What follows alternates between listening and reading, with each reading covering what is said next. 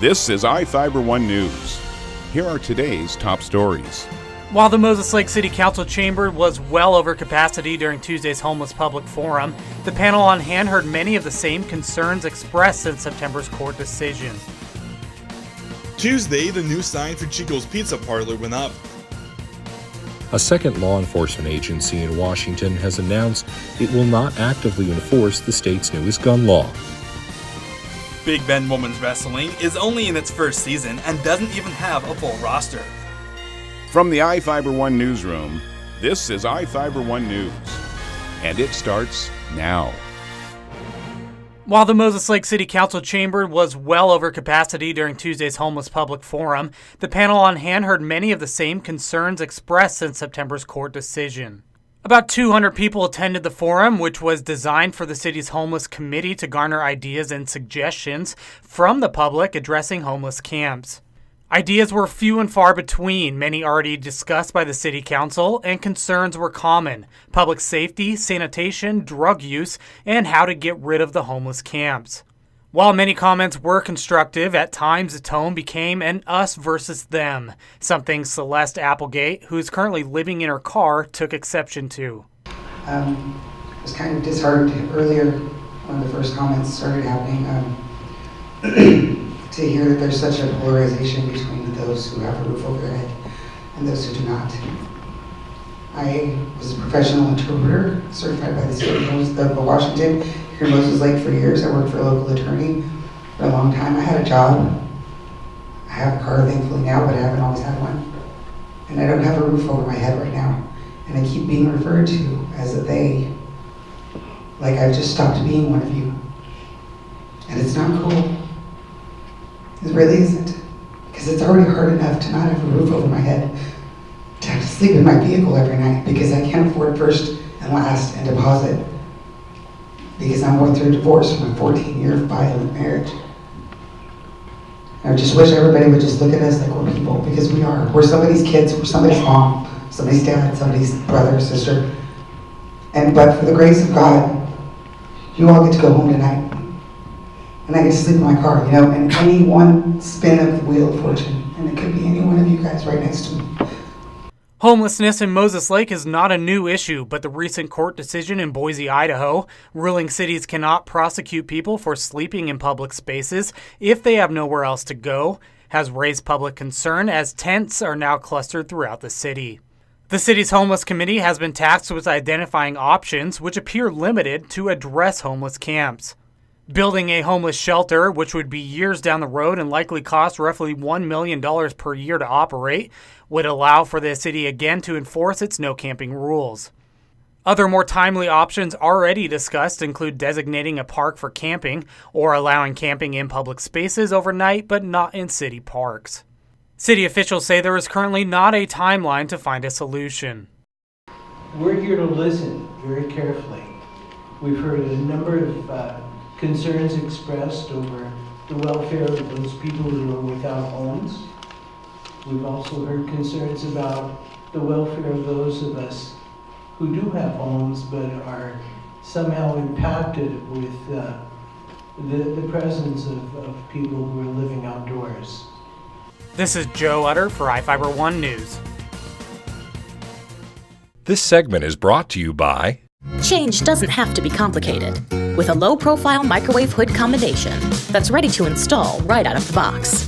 It fits in the same space as your under-cabinet hood, so you can get your microwave off the countertop and make space for the routines worth keeping.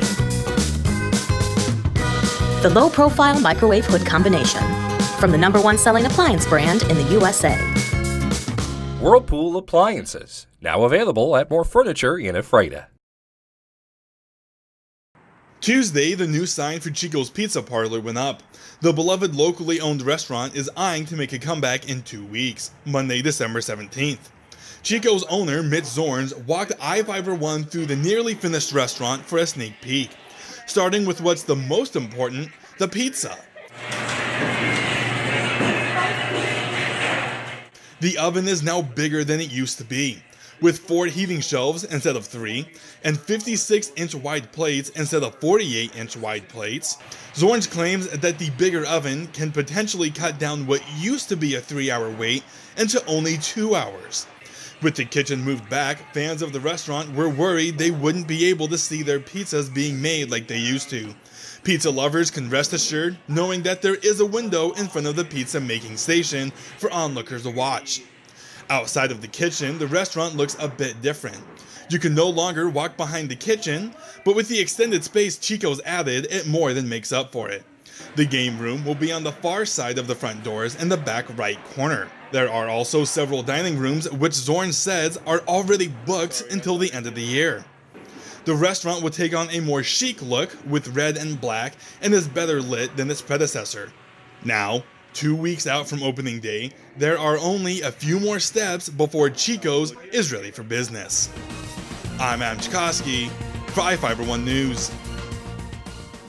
This segment is brought to you by Your taste buds bored? Well, then bring them to Jay's Teriyaki. Not only does Jay's have a variety of teriyaki dishes, they also offer mouth-watering salads and sides. Call Jay's 509-764-5155. Jay's Teriyaki, located at 123 East Broadway in Moses Lake, because it's all in the sauce. A second law enforcement agency in Washington has announced it will not actively enforce the state's newest gun law. After the town of Republic's police force announced it won't go after anyone in violation of Initiative 1639, the Lewis County Sheriff's Office tweeted that it too will follow suit. iFIBER 1 News wanted to gauge where local law enforcement leaders stand and reached out to Moses Lake Police Chief Kevin Feuer. Do you think what police chief is doing over there is irresponsible as a law enforcement official? I wouldn't say irresponsible, but I'd go back to what I just said, and that is we have a duty to uphold the law, whether we like it or not. Mm-hmm. And the citizens of the state voted that initiative in, and we have a duty to follow the citizenry of this state, and so that's what we're doing. I-1639 raises the purchase age of semi-automatic rifles to 21, incentivizes safe storage, and creates enhanced background checks for rifles. The initiative also authorizes the state to require gun sellers to add $25 to sales of semi-automatic rifles to pay for new regulations. Many of Feuer's counterparts across the state think the new regulation is too encompassing, which is why we asked whether he felt I-1639 was a fair law. Do you think Initiative 1639 is a fair law? There are definitely some issues with this law. We talk about banning 18 to 21-year-olds from owning semi-automatic weapons, yet we ask them to go in the military when they're 18 and use those same tools in the military. That, I think, is a disservice to those young men and women, especially those that are serving our country and use that tool in that. I also am not a fan of locking your guns up. Now, as a responsible gun owner, you are responsible for that gun that you own, and you should take the precautions you can to make sure that gun is secure and doesn't get in the hands of kids or somebody that it shouldn't be in the hands of. However, taking away a person's right to protect themselves over the possibility that somebody maybe gets in and grabs your gun, I have some issues with that. Feuer says his department is concerned that the new law will cause a major jam in background checks, costing the department more money and delayed approvals. I'm Sean Goggins for iFIBER 1 News. Big Bend Women's Wrestling is only in its first season and doesn't even have a full roster, but that hasn't stopped the Big Bend Vikings from quickly becoming one of the best women's wrestling programs in the National College Wrestling Association. The Vikings are currently ranked second in the nation, with only Grays Harbor Community College ranked above them. Grays Harbor leads the nation by a large margin, racking up 284.2 points, while Big Bend has 103.85. The third team in the nation is another huge drop-off. Current third-place team, Springville Technical Community College, which is located in Massachusetts, only has 47.6 points. The Vikings have been doing their damage in several tournaments where multiple girls have been dominant. Lamette Samano is the highest-ranked wrestler in her weight class, while Maria Reyes and Alexis De La Hante are ranked second in their weight classes. After a busy November, the Vikings currently don't have anything on their schedule until January, according to the BBCC website. I'm Adam Chikoski for iFIBER 1 Sports. This is iFIBER 1 News. For more information on these stories and other news, visit us online at iFiber1.com or check us out on Facebook.